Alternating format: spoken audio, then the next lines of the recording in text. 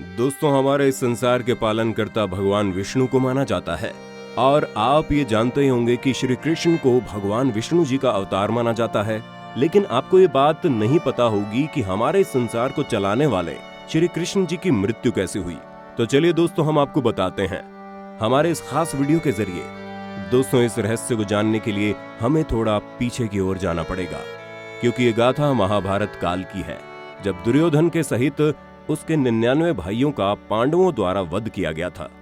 युद्ध के बाद जब दुर्योधन की माता रणभूमि में पहुंची तो वो अपने सभी पुत्रों को मृत पड़ा देखकर विलाप करने लगी, जिसके बाद दुर्योधन की मां ने अपने पुत्र की मृत्यु के दुख के कारण श्री कृष्ण जी को श्राप दे दिया।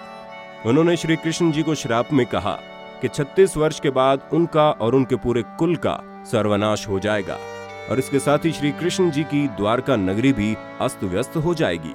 लेकिन जब कुछ समय बाद माता गांधारी जी का क्रोध शांत होता है, तब उन्हें अपने दिए गए श्राप का पश्चाताप होता है। तब माता श्री कृष्ण जी से अपनी भूल की क्षमा मांगती है, लेकिन भगवान श्री कृष्ण जी उन्हें समझाते हुए कहते हैं कि हे माता, ये तो विधाता द्वारा लिखी गई विधि का विधान है। ऐसे सृष्टि में जो भी जैसा कर्म करता है, आगे चलकर उसको वैसा ही फल भोगना पड़ता है।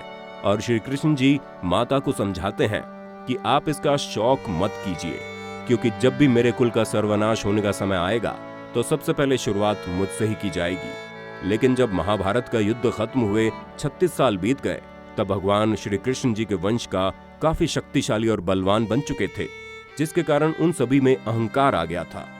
तब भगवान श्री कृष्ण जी समझ चुके थे कि अब इनका अंत करना अति अनिवार्य हो गया है, जिसके बाद श्री कृष्ण को माता गांधारी द्वारा दिए गए श्राप का असर होना शुरू हो गया और यदुवंश के सभी योद्धा आपस में लड़ने लगे और लड़ते लड़ते सभी योद्धा मृत्यु को प्राप्त हो गए। जिसके बाद बलराम जी ने अपना देह त्याग दिया और शेषनाग का रूप धारण करके समंदर में चले गए। सभी देवी देवताओं को इस बात का ज्ञान हो गया कि अब पूर्ण पुरुषोत्तम भगवान श्री कृष्ण अपनी लीला समाप्त करने वाले हैं। फिर भगवान श्री कृष्ण जी जंगल में जाकर एक वृक्ष के नीचे लेट जाते हैं। तभी वहां पर एक जरा नाम का शिकारी आता है और जब उसने दूर से प्रभु के चरणों को देखा तो उसे लगा शायद वहां पर एक हिरण है।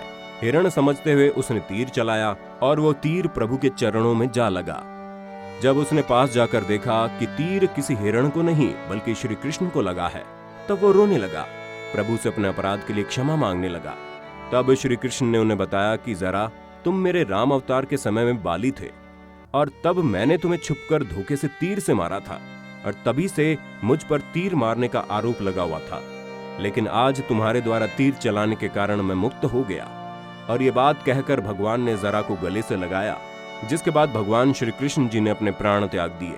तो दोस्तों, इस तरह भगवान श्री कृष्ण जी का अंत हुआ। दोस्तों, अगर आप भी भगवान श्री कृष्ण जी के सच्चे भक्त हैं तो हमारे इस वीडियो को लाइक जरूर कर दें और कमेंट में जय श्री कृष्ण लिखना बिल्कुल ना भूलें।